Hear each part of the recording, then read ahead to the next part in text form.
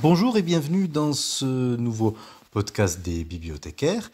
Aujourd'hui, pour passer ces fêtes de fin d'année, je voulais vous proposer la lecture du début du gros événement éditorial de la fin d'année, à savoir la publication du conte de J.K. Rowling, l'Icabog, aux éditions Gallimard Jeunesse. Alors, elle avait prépublié ce livre pendant le premier confinement, chapitre après chapitre, et cette prépublication avait donné lieu à la réalisation d'une sorte de grand concours d'illustration de tous les enfants, presque du monde entier, qui ont pu participer à cela.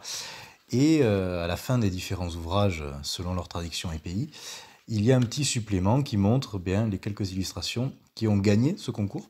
Et pour l'édition française, évidemment, ce sont les enfants français qui ont participé.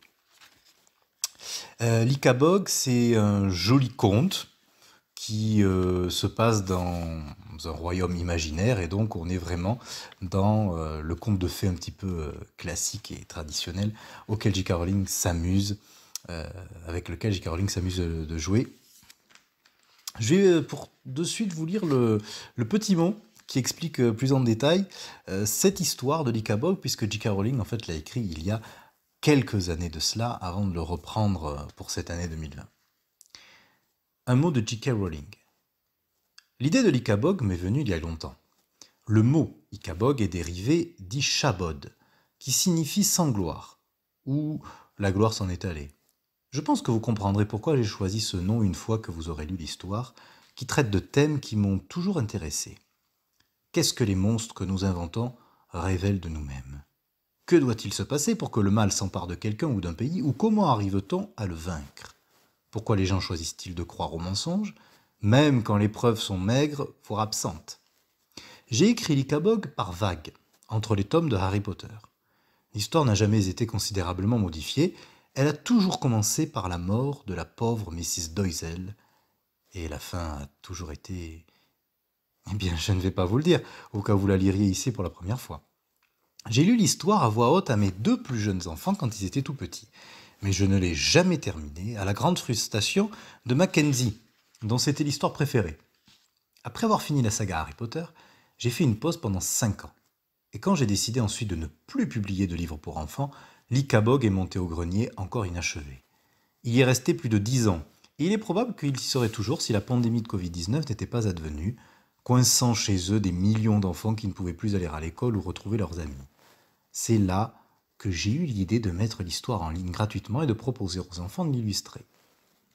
Du grenier est redescendue la boîte très poussiéreuse de pages tapées à l'ordinateur ou écrites à la main, et je me suis attelé à travail. Mes enfants, désormais adolescents, qui avaient été le tout premier auditoire de l'Icabog, en ont écouté un chapitre chaque soir jusqu'à ce que j'ai presque terminé. De temps à autre, ils me demandaient pourquoi j'avais coupé quelque chose qui leur avait plu à l'époque. Et naturellement, j'ai remis en place tout ce qui leur manquait, estomaqué de la quantité de souvenirs qu'ils en avaient gardés. En plus de ma famille qui me soutient énormément, je voulais remercier ceux et celles qui m'ont aidé à mettre l'Icabog en ligne. Et en un temps si court, mes éditeurs, Arthur Levine et Russ Altimes, James McKnight de l'agence The Blair Partnership, mon équipe de gestion, Rebecca Salt, Nikki Stonehill et Mark Hutchinson, et mon agent, Neil Blair. Ça a été véritablement un effort herculéen de la part de tous les concernés, et je ne pourrais pas leur en être plus reconnaissante. J'aimerais aussi remercier chaque enfant, et occasionnellement des adultes, ayant soumis des dessins pour le concours d'illustration. Ça a été un bonheur de contempler ces œuvres, et je sais que je suis loin d'être la seule à m'émerveiller de tout ce talent. J'adore penser que l'Icabog a peut-être offert à des artistes et illustrateurs de demain leur toute première exposition publique. Retourner en terre de cornucopia et terminer ce que j'avais commencé il y a si longtemps a été l'une des expériences les plus éblouissantes de ma vie d'autrice. Tout ce qui me reste à dire, c'est que j'espère que vous aurez autant de plaisir à lire l'histoire que j'en ai pris à l'écrire. Chapitre 1. Le roi Fred sans effroi. Il était une fois un tout petit pays qui avait pour nom la Cornucopia, sur lequel régnait depuis des siècles une longue lignée de rois aux cheveux blonds. Le roi de l'époque dont je parle ici s'appelait Fred sans effroi. Il s'était lui-même proclamé sans effroi au matin de son couronnement, en partie parce que ça sonnait bien avec Fred, mais également parce qu'il avait un jour réussi à attraper et à tuer une guêpe, tout seul, si l'on acceptait 5 laquais et le cireur de chaussures. Le roi Fred sans effroi monta sur le trône porté par une immense vague de popularité. Il avait de charmantes boucles jaunes, une fort belle moustache aux pointes recourbées et une allure superbe dans les étroits hauts de chausse, les pourpoints de velours et les chemises à jabot que les hommes riches portaient en ce temps-là. On disait que Fred, qu'il était généreux. Il offrait sourire et salut à quiconque l'apercevait et il était terriblement beau sur les portraits que l'on distribuait d'un bout à l'autre du royaume, afin qu'ils fussent accrochés dans les hôtels de ville.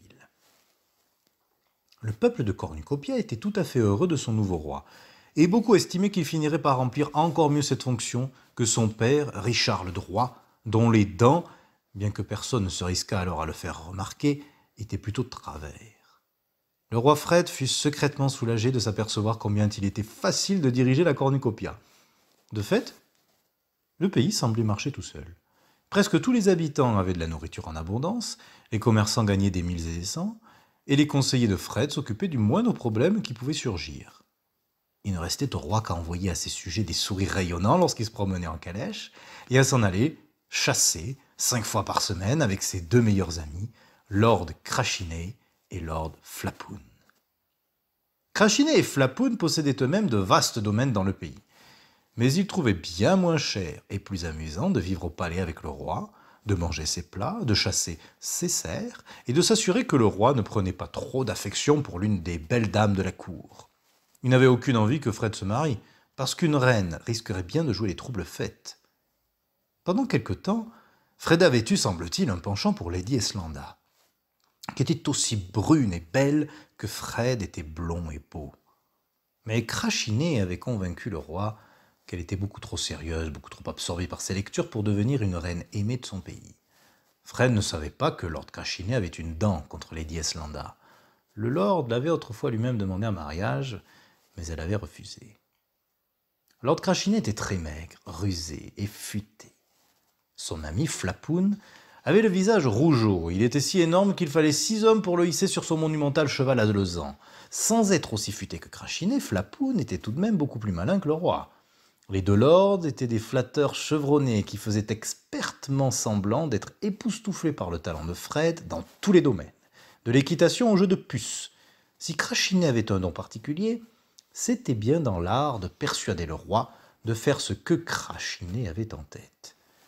Et là où Flapoun était doué, c'était pour convaincre Fred que personne au monde n'était aussi loyal envers lui que ses 2 meilleurs amis. Fred trouvait que Crachinet et Flapoun étaient des chics types.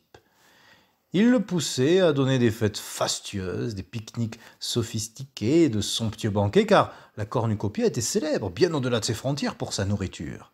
Chacune de ces villes s'illustrait dans une spécialité distincte, pour laquelle elle était sans rival dans le monde entier. La capitale de Cornucopia, Chouville, était située au sud du pays, et entourée d'hectares de vergers, de champs de blé dorés et chatoyants, et d'herbes vert émeraude que broutaient des vaches laitières d'un blanc pur. La crème, la farine et les fruits qui produisaient les fermiers étaient ensuite apportés aux pâtissiers exceptionnels de Chouville qui en faisaient des gâteaux. Pensez, s'il vous plaît, au gâteau ou au biscuit le plus délicieux que vous ayez jamais goûté. Eh bien, laissez-moi vous dire qu'il aurait été une honte suprême de servir à Chouville cette chose-là, si les yeux d'un solide gaillard ne s'emplissaient pas de larmes de plaisir lorsqu'il mordait dans un gâteau de Chouville, on jugeait que c'était un échec et on le refaisait plus jamais. Dans les vitrines des pâtisseries de Chouville s'empilaient eau des douceurs, songes de donzelles, nacelles de fées et plus renommées encore, des espoirs du paradis, qui étaient si délicieusement, si douloureusement exquises qu'on les gardait pour les grandes occasions et que tout le monde pleurait de joie en les mangeant. Le roi Porphyrio du royaume voisin de Pluritania avait déjà envoyé au roi Fred une lettre pour lui proposer la main de n'importe laquelle de ses filles en échange d'un approvisionnement à vie en espoir du paradis. Mais Crachinet avait conseillé à Fred de rire au nez de l'ambassadeur puritanien. « Ces filles sont très loin d'être assez jolies pour qu'on les échange contre des espoirs du paradis, sire, » avait-il dit. Au nord de Chouville s'étalaient encore d'autres champs verts et des rivières transparentes et scintillantes. On y élevait des vaches d'un noir de jet et de joyeux cochons roses. On destinait ceux-ci aux villes jumelles de Kurtzberg et de Baronstown, qui étaient séparées par un pont de pierre s'arquant sur la Fluma, le fleuve principal de la cornucopia. Des péniches aux couleurs vives y transportaient des marchandises d'un bout à l'autre du royaume.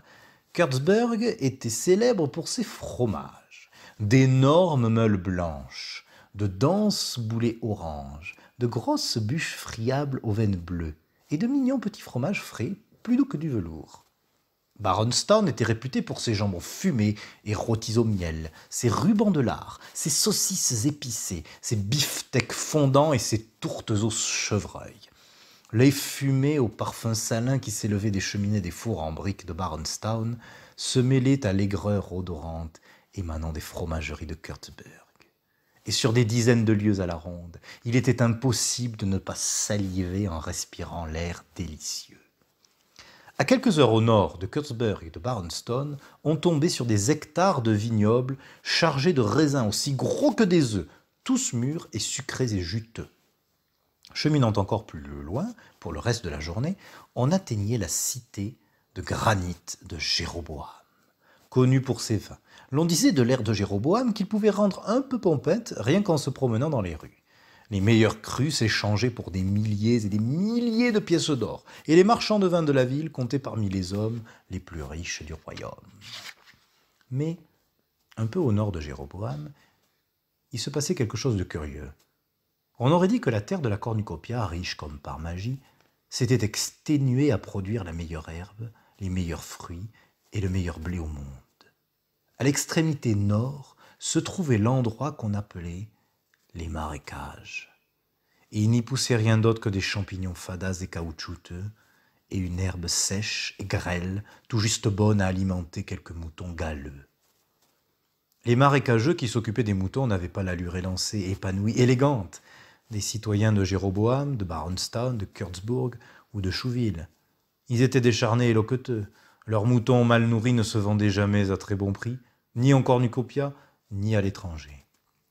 Ainsi rares étaient les marécageux qui pouvaient goûter aux délices du vin, du fromage, du bœuf ou des pâtisseries de cornucopia. Le plat le plus courant dans les marécages était un bouillon de viande graisseux à base de moutons trop vieux pour être vendus.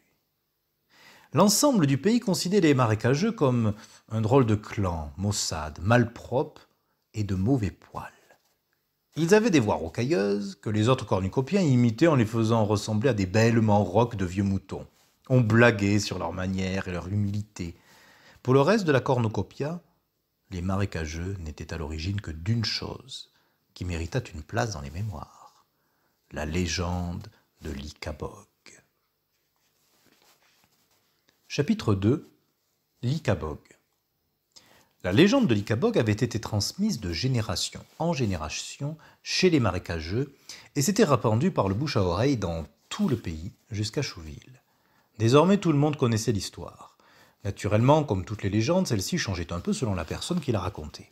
Chaque version, cependant, convenait qu'un monstre vivait à l'extrémité nord du pays, dans une vaste étendue de marais sombres et souvent brumeux, trop dangereux pour que des êtres humains y pénètrent. Le monstre, disait-on, mangeait des enfants et des moutons. Parfois, il emportait même des hommes et des femmes adultes qui s'aventuraient trop près du marais pendant la nuit. Les habitudes et l'apparence de l'Ikabog variaient, selon celui ou celle qui le décrivait. Pour certains, il était semblable à un serpent. Pour d'autres, dragonesque, ou un peu comme un loup. Certains disaient qu'il rugissait, d'autres qu'il feulait, et d'autres encore affirmaient qu'il se déplaçait aussi silencieusement que les brumes qui glissaient sans avertissement sur les marais. L'Ikabog, disait-on, avait des pouvoirs extraordinaires. Il était capable d'imiter la voix humaine pour attirer des voyageurs jusque dans ses griffes. Tenteriez-vous de le tuer qu'il se réparerait comme par magie, ou bien se diviserait en 2 Ikabogs. Il pouvait voler, cracher du feu, projeter du poison. Les pouvoirs de l'Ikabog étaient aussi formidables que l'imagination du conteur. « Je t'avise pas de sortir du jardin pendant que je travaille, disaient les parents à leurs enfants à travers tout le royaume, ou l'Ikabog viendra t'attraper pour te manger tout cru. » Et de par le pays entier, petits garçons et petites filles jouait à combattre l'Ikabog, tendait de se faire peur en se racontant l'histoire de l'Ikabog, et même, si le conte devenait trop convaincant, cauchemardait de l'Ikabog. Bert Beamish était l'un de ces petits garçons. Lorsqu'une famille du nom de Doisel vint dîner un soir, M. Doisel regala tout le monde de ce qu'il déclarait être les dernières nouvelles de l'Ikabog. Cette nuit-là, Bert, qui était âgé de 5 ans, se réveilla en sanglots et terrifié d'un rêve où les énormes yeux blancs du monstre luisaient, braqués sur lui, par-delà un marais noyé de brouillard dans lequel il s'enfonçait lentement. « Du calme, murmura sa mère, qui était entrée doucement dans sa chambre, une chandelle à la main, et qui le berçait à présent sur ses genoux. « L'Ikabog n'existe pas, Bertie. C'est juste une histoire idiote. »« Mais, monsieur Doisel a dit qu'il y a des moutons qui ont disparu. » hoqueta Berthe. « C'est vrai, concéda Mrs. Beamish. Mais pas parce qu'un monstre les a emportés. Les moutons sont des créatures très tête en l'air. Ils s'éloignent et ils s'égarent dans les marais. »« Mais monsieur Doisel a dit qu'il y a aussi des gens qui disparaissent. » « Seulement des gens assez idiots pour s'aventurer dans les marais la nuit, expliqua Mrs. Beamish. « Allez, chut, Bertie. Le monstre n'existe pas. »« Mais monsieur Doisel a dit que des gens ont entendu des voix par la fenêtre et que le matin leur poule n'était plus là. » Mrs. Beamish ne put s'empêcher de rire. « Les voix qu'ils ont entendues étaient celles de banals voleurs, Bertie. Là-bas, dans les marécages, tout le monde se chipe des choses en permanence. C'est plus facile d'accuser l'Ikabog que d'admettre qu'il y a des vols entre voisins. »« Des vols !» s'étrangla Berthe en se redressant sur les genoux de sa mère pour la fixer d'un regard solennel. « Voler, c'est très mal, hein, maman ?»« C'est très mal, en effet, » dit Mrs. Beamish qui souleva Berthe, le reposa tendrement dans son lit bien chaud et le borda. « Mais heureusement, nous n'habitons pas à côté de sa mère acageux, sans froid ni loi. » Elle prit sa chandelle et regagna la porte de la chambre sur la pointe des pieds. « Bonne nuit, ma merveille, » chuchota-t-elle depuis le seuil. Elle aurait normalement dû ajouter « Ne laisse pas l'Ikabog te grignoter l'orteil », qui était ce que disaient les parents de toute la cornucopia à leurs enfants au moment du coucher. Mais à la place, elle dit « Dors sur tes 2 oreilles. » Berthe s'endormit à nouveau et ne vit plus aucun monstre dans ses rêves. Il se trouvait que M. Doisel et Mrs. Beamish étaient très amis. Ils avaient été dans la même classe à l'école et se connaissaient depuis toujours. Quand M. Doisel apprit qu'il avait fait faire des cauchemars à Berthe, il se sentit coupable. Comme il était le meilleur menuisier de Chouville, il décida de sculpter pour le petit garçon un Ikabog. Il avait une grande bouche, souriante et pleine de dents, et de gros pieds griffus, et il devint immédiatement le jouet préféré de Berthe. Si Berthe ou ses parents, ou leurs voisins les Doisel, ou quiconque dans tout le royaume de Cornucopia avait entendu parler des terribles ennuis qui déferleraient bientôt sur le pays, tout ça à cause du mythe de l'Ikabog, ils auraient éclaté de rire. Ils vivaient dans le royaume le plus heureux du monde. Comment l'Ikabog pourrait-il leur nuire? Chapitre 3. Mort d'une couturière. La famille Beamish et la famille Doisel habitaient dans un endroit qu'on appelait la Cité dans la Cité. C'était le quartier de Chouville où tous ceux qui travaillaient pour le roi Fred avaient leur maison. Jardiniers, cuisiniers, tailleurs, laquais, couturières, sculpteurs, palefreniers, menuisiers, valets de pied et femmes de chambre. Tout ce monde-là occupait de petites chaumières proprettes à la lisière du domaine du palais. La Cité dans la Cité était séparée du reste de Chouville par un haut mur blanc et les portes de ce mur restaient ouvertes durant la journée, de manière à ce que les habitants puissent rendre visite à leurs amis ou à leurs familles dans l'ensemble de la ville et aller faire leur marché. Quand la nuit tombait, on fermait les lourdes portes et chaque résident de la Cité dans la Cité dormait, tout comme le roi, sous la protection de la garde royale. Le commandant Beamish, le père de Berthe, était à la tête de la garde royale. Bel homme jovial, monté sur un cheval d'un gris acier, il accompagnait le roi Fred, Lord Crachinet et Lord Flapoun dans leur partie de chasse qui se tenait ordinairement 5 fois par semaine. Le roi aimait bien le commandant Beamish, et il aimait bien aussi la mère de Berthe, parce que Bertha Beamish était la chef pâtissière particulière du roi, un grand honneur dans cette ville de pâtissiers à la renommée planétaire.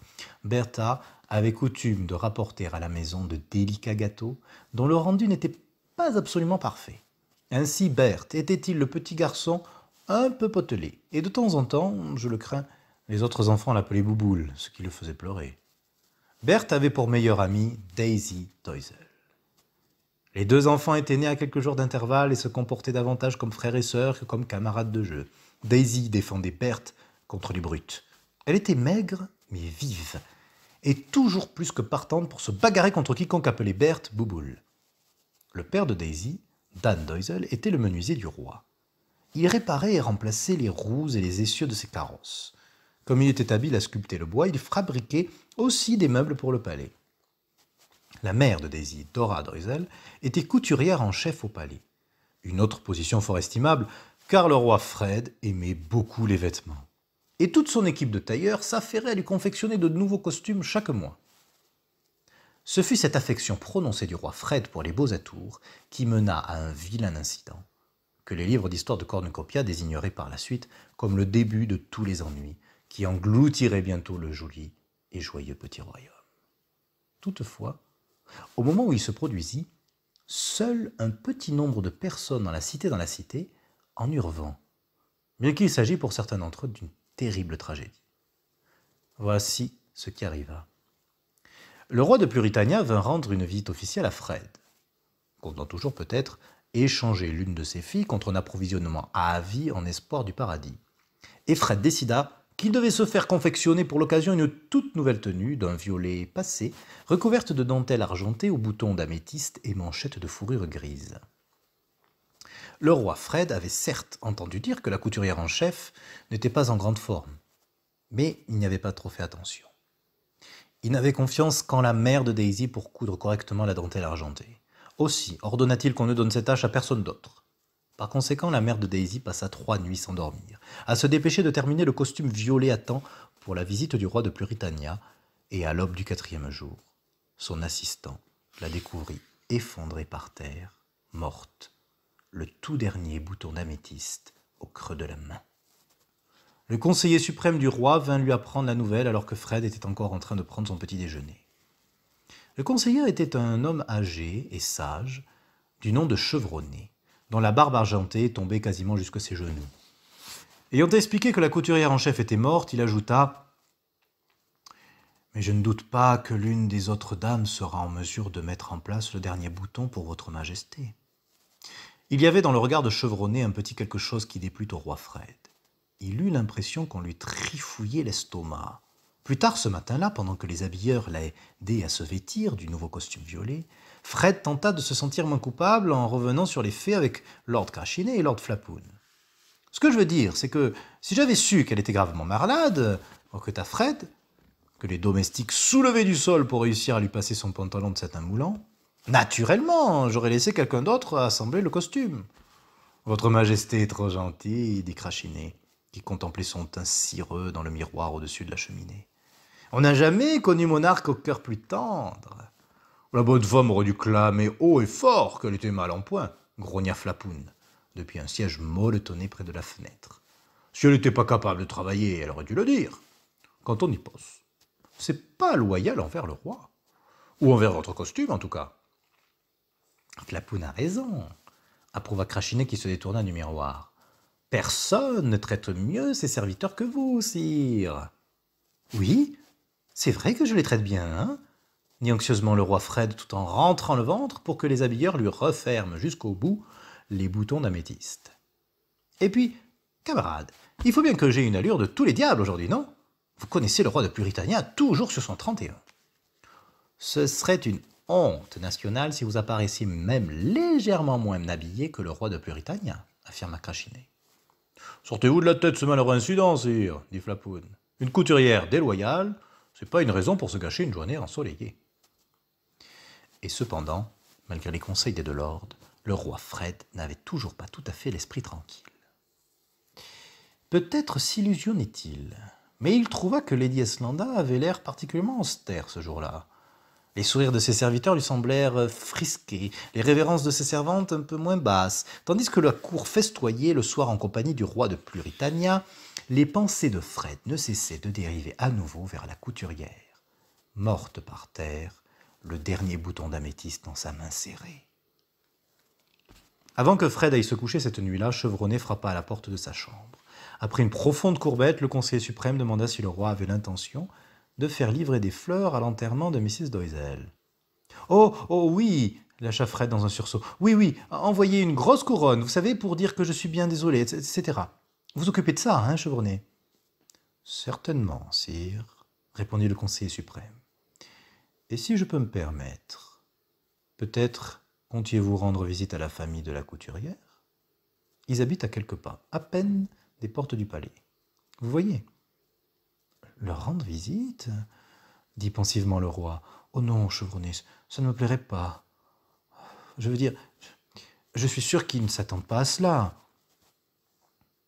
Chevronnet et le roi s'entre-regardèrent durant quelques secondes, puis le conseiller suprême s'inclina et quitta la pièce. Comme le roi Fred était accoutumé à ce que tout le monde lui dise qu'il était un type formidable, il n'apprécia pas le moins du monde le froncement de sourcils qui avait ponctué le départ du conseiller suprême.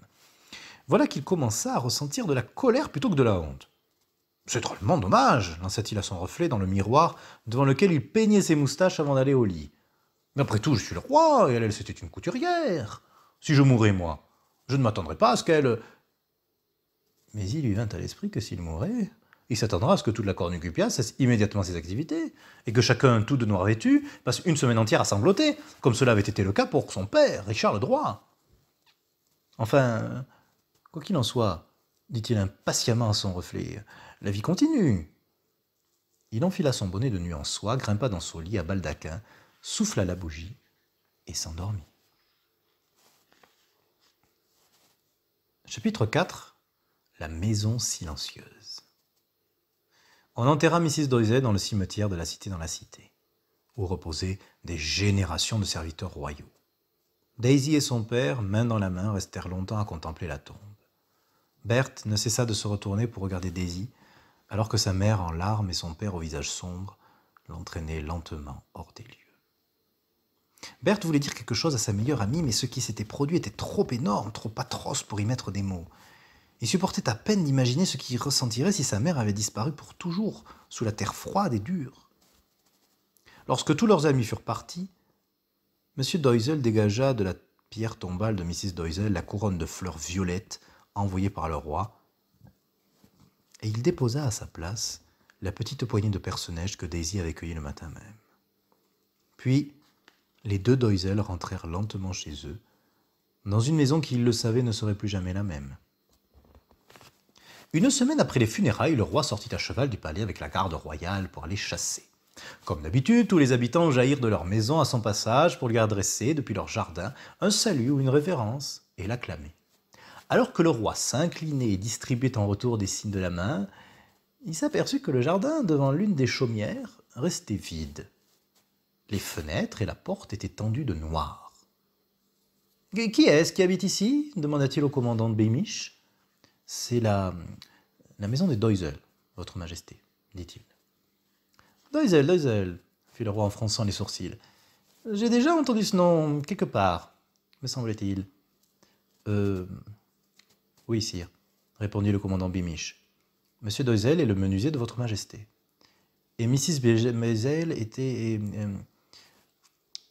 la couturière en chef de votre majesté. »« Ah oui, dit précipitamment le roi Fred, je me souviens. » Alors, faisant partir au galop d'un coup d'éperon son destrier d'un blanc laiteux, il dépassa prestement les fenêtres aux tentures noires de la chaumière des Doisel et s'efforça de ne penser à rien d'autre qu'à la partie de chasse qui s'annonçait. Mais par la suite, chaque fois que le roi sortait, il ne pouvait s'empêcher de poser son regard sur le jardin vide et la porte tendue de noir de la maison des Doisel, et chaque fois qu'il voyait la chaumière, l'image de la couturière morte, agrippant le bouton d'améthyste, lui revenait en tête. Enfin, il ne peut plus le supporter et convoqua son conseiller suprême. « Chevronnet, dit-il sans croiser le regard du vieil homme, il y a une maison au coin de la rue en direction du parc, une bien jolie chaumière. Au jardin, pas minuscule. La maison des Doisel, votre majesté. »« Ah, c'est eux qui habitent là, demanda le roi Fred d'un ton désinvolte. Bon, bref, il m'est venu à l'esprit que c'est fort grand, comme endroit pour une petite famille. Il me semble avoir entendu dire qu'il n'était que deux là-dedans, c'est bien ça ? » « C'est tout à fait ça, votre majesté. Juste 2 personnes depuis que la mère... Il me paraît pas très juste, chevronné, ajouta le roi d'une voix forte, que cette grande et belle chaumière soit occupée par 2 personnes seulement, alors qu'il y a des familles de 5 ou 6, je crois, qui seraient heureuses de gagner un peu de place. Vous voudriez que je déménage les Doisel, votre majesté? Il faudrait, oui, répondit le roi Fred qui faisait mine de s'intéresser de très près à la pointe de son soulier en satin. Très bien, votre majesté, dit le conseiller suprême en s'inclinant bien bas. Je leur demanderai d'échanger avec la famille Blatt, qui appréciera certainement de disposer de plus d'espace. Et je mettrai les Doisel dans la maison des Blatt. Qui se trouve où exactement? Questionna nerveusement le roi, car la dernière chose qu'il voulait, c'était voir ses tentures noires plus près encore des portes du palais. Tout au bout de la cité dans la cité, dit le conseiller suprême. Très près du cimetière, juste... Cela devrait convenir, l'interrompit le roi Fred en se levant d'un bond. Nul besoin de m'informer des détails, arrangez-moi ça et puis c'est tout, mon bon chevronné.